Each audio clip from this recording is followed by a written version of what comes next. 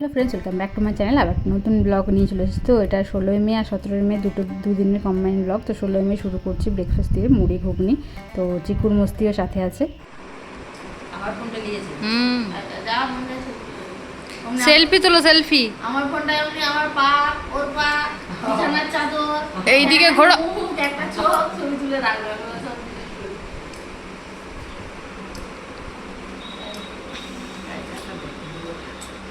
আজকালের বুড়োটা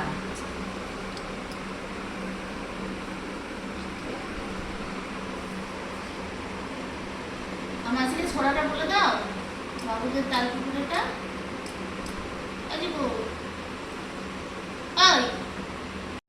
বদমাস।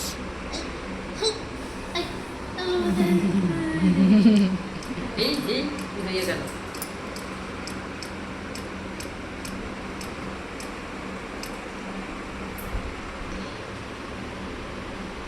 বাবুদের তাল কুকুরটা বলে দাও তো। এক জায়গায় দাঁড়িয়ে, এক জায়গায় দাঁড়িয়ে।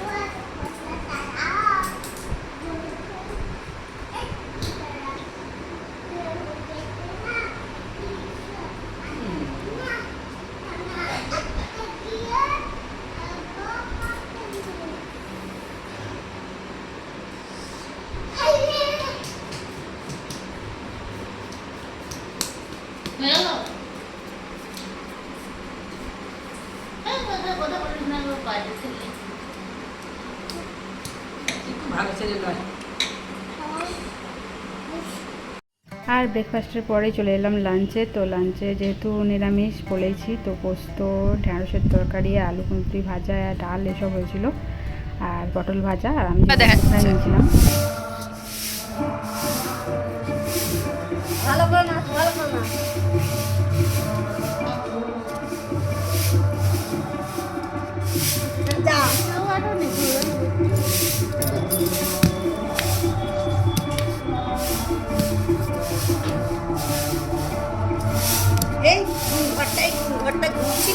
বিকেলে খেয়ে দিয়ে একটু মাঠের দিকে গেছিলাম, যেটু করমচা গাছ লাগিয়েছে, ওখানে অনেক কিছু ফুল ফুটেছে দেখছি, আগাছা টাইপের, কিন্তু সুন্দর সে সূর্যমুখী ছোটো ছোটো ফুলের মতো। সেই সব দেখতে আমি ধানতি, মানে আমরা 3 বোনে, পেয়ারা গাছ, যেটু অনেক কিছু গাছ টাছ লাগিয়েছে। আর আমাদের ফাঁকা জমিগুলোও পাশে আছে।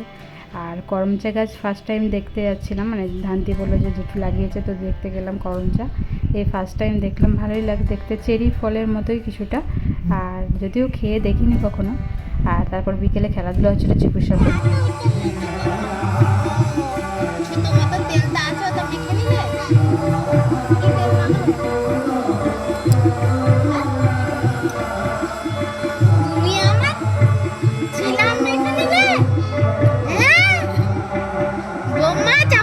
ছিলাম তো ছেচ হয়ে গেছে। আবার কালকে জামাটা পরে পড়েছিলি কিন্তু। হ্যাঁ রে, জামাটা পরার সময় বলছে এই জামাটা পরে কালকে পড়েছিলি। দিয়ে বলছে যে খেলা যাবো না, করবো না।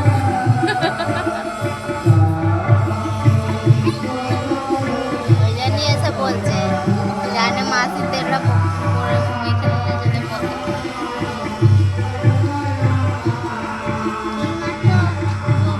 আসো।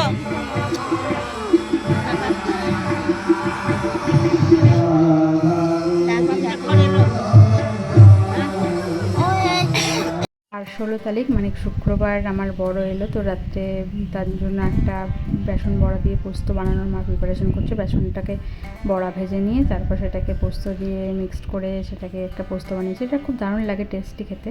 আর নিরামিষের আলু পোস্তটা কতটা ভালো লাগে না খেতে, তাই জন্য মা এটা বানিয়ে নিয়েছিল। যেহেতু জামাই এসছে, আর তো কিছু তরকারি লাগবে, যেহেতু মাছ মাংস ডিম কিছু করার নেই। আর আমি এখানে ভয়েস ওভার দিচ্ছি, আমার বাপের বাড়িতে আছি, তো এত সুন্দর হাওয়া দিচ্ছে যে মানে হাওয়ার আওয়াজ তোমরা শুনতে পাচ্ছ। এটা কিন্তু কোনো ফ্যানের আওয়াজ না, এটা মানে সাইড থেকে জানলা থেকে হাওয়া দিচ্ছে সেই আওয়াজটা, যেটাকে আমি কন্ট্রোল করতে পারবো না। তো একটু নয়েজ হালকা হচ্ছে, সেটা একটু অ্যাডজাস্ট করে নিও। তারপরেই মা এসব তরকারি বানালো। আর সন্ধ্যের দিকে আমরা মুড়ি খেতে চলে এসেছিলাম। তো আমার বর সিঙ্গাড়া মিষ্টি এসব এনেছিলো, আর বাড়িতে ঘুগনি হয়েছিলো। তো সেসব দিয়ে খেয়ে দিয়ে আমরা পুজো দেখতে গেলাম হরিনামের মন্দিরে।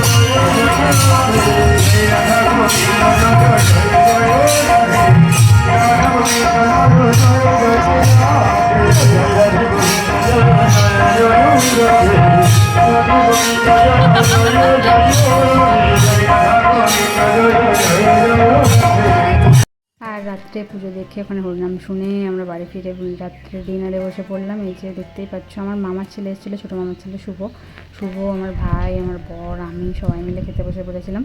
তারপর আর কিছু ব্লগ করা হয়নি। আর তারপর 17 তারিখের ব্লগটাও আমি কন্টিনিউ করছি। তো 17 তারিখ সকালে চপ ভাজা হচ্ছিলো, গরম গরম এই যে চপ দিয়ে আমরা খেতে বসে পড়ছিলাম আর কি, ব্রেকফাস্টে চপ দিয়ে মুড়ি খাওয়া বলে।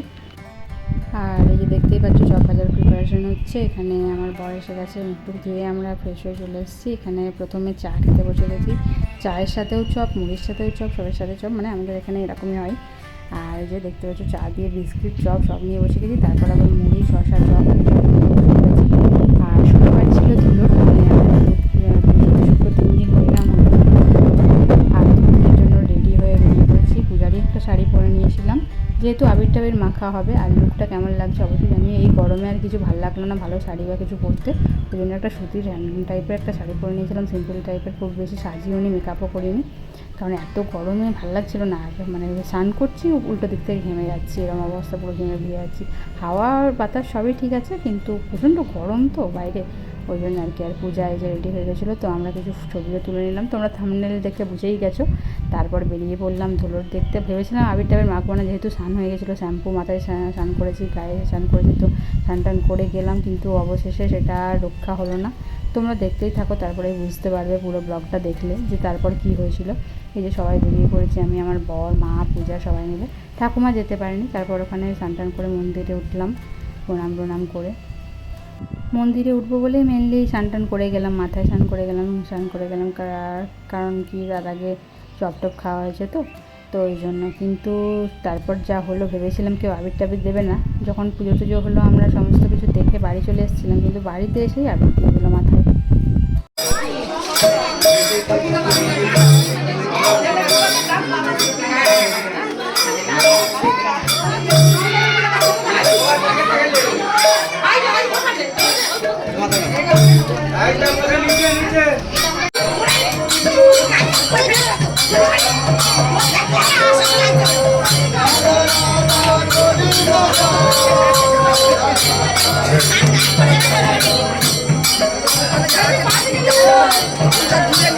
তো আমার মারা ওখানেই মন্দিরে ছিল, যেহেতু আবির মাখামাখি হচ্ছিলো, ওই জন্য আমি আর পূজা চলে এসেছিলাম, যেহেতু আমাদের স্নান করা হয়ে গেছিলো।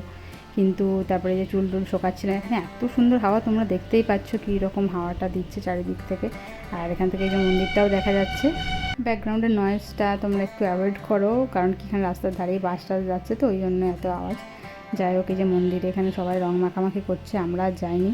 তারপর আমরা এখানে হাওয়া খাচ্ছিলাম, ঠাকুমাও এলো, ঠাকুমাও হাওয়া খাচ্ছিলো। তারপর আস্তে আস্তে চিকু, মৌ, ধান্তি, জেঠিমা সবাই এলো, সবাই মিলে এখান থেকে ওদের কাদা খেল, নাচ এসব দেখছিলাম। আর আমরাও একটু নাচ করছিলাম আর কি, গানের তালে তালে। যেহেতু কপিরাইট এসে যাবে, ওই জন্য আমি মিউজিকটা রিমুভ করেই দিয়েছি। যাই হোক, খুব সুন্দর গান বাজছিলো, একদম ভাসান ডান্স টাইপের গান। আর আমরাও এখানে রং করছিলাম একটু দাঁড়িয়ে দাঁড়িয়ে, স্নান টান করে। কিন্তু তারপর বাড়িতে এখানে সবার মানে পুজো দিয়ে তারপর হরিনাম ঠাকুর নিয়ে সবার বাড়িতে এসে ধুলোট করা হয়। তো সেটাই হচ্ছিলো, যে আমার মাকে আর একটা কাকিমা, তো সবাইকে কীরকম ভূত বানিয়ে দিয়েছে দেখো। যাই হোক, আমরা সেরকম ভূত হয়নি, আমরা আগেই চলে এসেছিলাম রং মাখার আগে। তারপর চলে এলো এই যে বাড়িতে ধুলোট নিয়ে, তো সবার এখানে এক এক করে রং মেখে আসছে। তারপর আমরা যেই মাথা নিচু করে আমাদের বাড়িতে মন্দিরের তুলসী মন্দিরের সামনে প্রণাম করছি, আর আমাদের মাথায় পুরো আবির টাবির দিয়ে ভর্তি করে দিল। আর কি করা যাবে, আবার স্নান করতে হলো, আবার দুপুর 2-2:30টার দিকে শ্যাম্পু করলাম। কিছু করার নেই, অপশন নেই, ওই মাথায় তো থাকা যাবে না। যেহেতু আমার চুলটা একটু ভেজার ছিল, সেই জন্য আবিরটা আরও বেশি করে বসে গেছে আর মাথায় পুরো ঢুকিয়ে দিয়েছে, আবিরটা একদম মাখিয়ে দিয়েছে। তো আর কিছু করা গেল না, আবার বাড়ি ফিরে 2-2:30টার দিকে শ্যাম্পু করলাম, তারপর খাওয়া দাওয়া হলো। তো খাওয়া দাওয়া হতেও অনেক দেরি হয়ে গেছিলো, যেহেতু ধুলোট হয়ে গেছিলো, ওই জন্য বাড়িতে মাছই হয়েছিল। আর তোমরা দেখতে থাকো কীভাবে কী ধুলোট হচ্ছে, আর তোমাদের ওইদিকে কেমন কী হয় ঠাকুর নাম হরিনাম সেসব অবশ্যই কমেন্ট করে আমাদের জানিও, তাহলে আমরাও জানতে পারবো তোমাদের ব্যাপারে। আর আমাদের এখানে সব কিছুই তো তোমাদের সাথে শেয়ার করছি, আগের বছরেও শেয়ার করেছিলাম ফার্স্ট টাইম বিয়ের পর, আর এবছরেও শেয়ার করছি তোমাদের সাথে সব কিছু।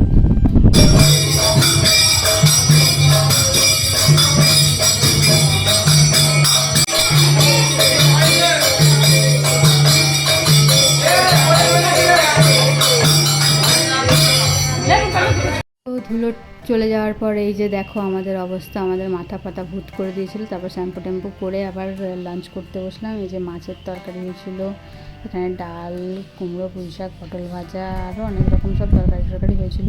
তার মধ্যে আমি 2-1টা জিনিস নিয়েছিলাম, বাকিগুলো আমার খাইনি। কুমড়ো, পুঁই শাক, তারপরে এই যে দেখতে পাচ্ছি যে আমরা খেতে বসে গেছি। আমার বড় বলছে যে তোর ভিডিও করে দাঁড়ায় দিয়ে আমার ভিডিও করে দিতে, যেহেতু আমার ভিডিওতে আমিই নেই।